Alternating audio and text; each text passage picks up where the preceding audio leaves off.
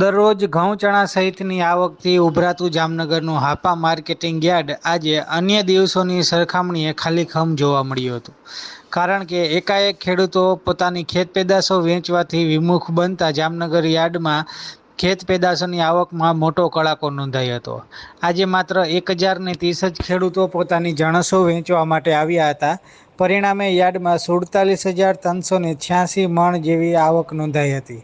અને તેમાં સૌથી વધુ વાત કરવામાં આવે તો ઘઉં અને ચણા સહિતના પાકની સારી એવી આવક નોંધાઈ હતી. પરંતુ અન્ય દિવસોની સરખામણીએ ઘઉં અને ચણાની આવકમાં પણ ઘટાડો નોંધાયો છે. આજની જ જો વાત કરીએ તો 47 ખેડૂતો ઘઉં વેચવા માટે આવ્યા હતા, જેને લઈને 8,175 મણ ઘઉંની જામનગર યાર્ડમાં આવક નોંધાઈ હતી. અને ઘઉંના ભાવ 440 રૂપિયાથી 522 રૂપિયા જેવા બોલાયા હતા. તે જ રીતે મગની પણ શરૂઆત થઈ ગઈ છે અને આજે 1600 રૂપિયાથી 1665 રૂપિયાના ભાવે મગના સોદા પડ્યા હતા. તે જ રીતે ચણાની વાત કરીએ તો 1100 રૂપિયાથી લઈ 1236 રૂપિયા અને સફેદ ચણા જે 1600 રૂપિયાથી 1990 રૂપિયાના ભાવે વેચાયા હતા. આજે 115 ખેડૂતો ચણા વેચવા માટે આવ્યા હતા.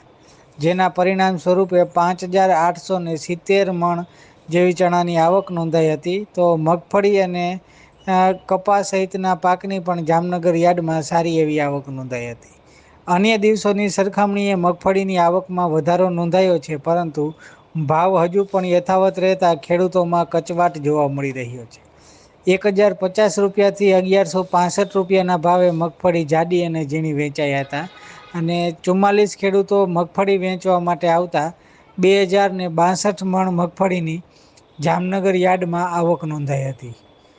તે જ રીતે લસણની વાત કરીએ તો 880 રૂપિયાથી 2380 રૂપિયાના ભાવ લસણના સોદા પડ્યા હતા અને લસણના 2964 મણ આવક નોંધાઈ હતી. આ ઉપરાંત 1300 રૂપિયાથી લઈ 1560 રૂપિયાના ભાવે કપાસ અને 2000 રૂપિયાથી 4385 રૂપિયાના ભાવે જીરું વેચાયું હતું. તે જ રીતે અજમો જે 2100 રૂપિયાથી 3660 રૂપિયા અને ધાણા જે 1000 રૂપિયાથી 1480 રૂપિયા અને ધાણી જે 1400 રૂપિયાથી 1800 રૂપિયાના ભાવે વેચાયું હતું. આમ સમગ્ર જણસોની વાત કરીએ તો 1030 ખેડૂતો જામનગર યાર્ડમાં આવતા 18,909 ગુણી જુદી જુદી જણસોની આવક નોંધાઈ હતી.